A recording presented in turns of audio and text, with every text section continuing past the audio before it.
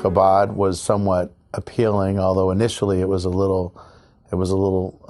so different from how we live, and yet the warmth that specifically the Flinkensteins and Moshe Teldin and his wife drew me in, and one thing led to another, and over time we became more and more involved.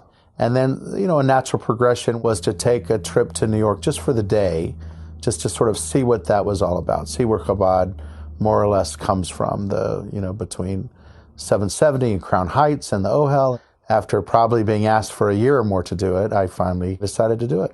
So anyway, we started out early in the morning at the Ohel, and it's very common for people all over the world to either send a prayer in writing to the Ohel through somebody, or when you're at the Ohel, they have little pieces of paper and pens to write, in your own language, something that inspires you, or perhaps a prayer, and as you daven, to leave it actually on the Rebbe's grave.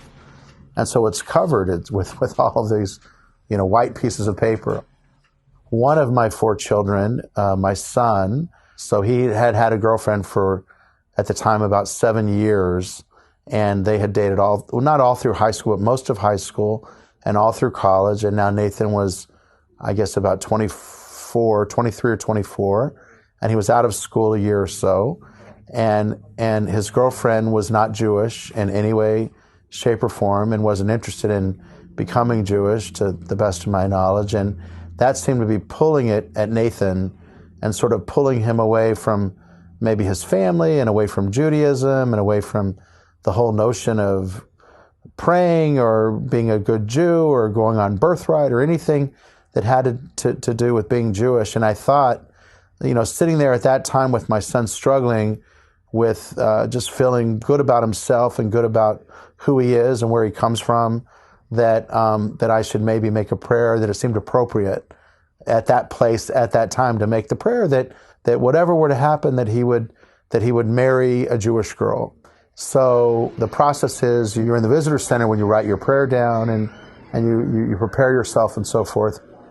You have to walk a little bit down the path, and you're in the actual Ohel, right at the grave, and there's some Tehillim, and there's some davening. And so I did all of that, and I had the prayer that I had prepared, and I just, left it on the grave, and did some silent praying to myself. What happened was, now it's been about 15 minutes between when I was actually davening and I left the prayer, and I had left the visitor center and was outside of the cemetery. And as I open the door, my phone rings. I pick up my phone. It's my wife. And she normally wouldn't be calling me, so I didn't know why she called. I pick up the phone, and she's crying in a very almost a really distraught way. And so I was really worried. All kinds of thoughts are going through, and she's really crying. And when she caught her breath, I'm like, "What's wrong? You got to calm down. Tell me what's happened." Exactly 15 minutes previous to her calling me, which probably not coincidentally, which was when I was placing the prayer onto the grave, my son was having a knock on his door, and his girlfriend of 7 years, who's not Jewish, knocked on his door. He answered, and she said, "I want you to know we're breaking up." And she didn't give a reason, and it wasn't like a fight. In fact, they hardly ever fought. There was almost probably no breakups, but this was, we're done for good, that's it. And so my son called my wife crying, and my wife called me crying, and I had just walked out of the Ohel and put the two together, that these things happened like simultaneously. When my wife was crying and I was settling her down, she says to me, "What did you do?" She said, "What did you do?" I mean, she put it together right away, and she was probably mad at me. And then I spoke to him right afterwards to try to settle him down and give him some perspective. And he also said to me, he's like, "What did you say?" They both made that connection because, for one thing, there was no other explanation. I mean, it's almost as if you're basically witnessing a miracle in front of your very own eyes. It's very hard to explain it any other way. The chances scientifically that something like that would happen at the same exact moment and all of that, it's like 1 in a million or millions of chance.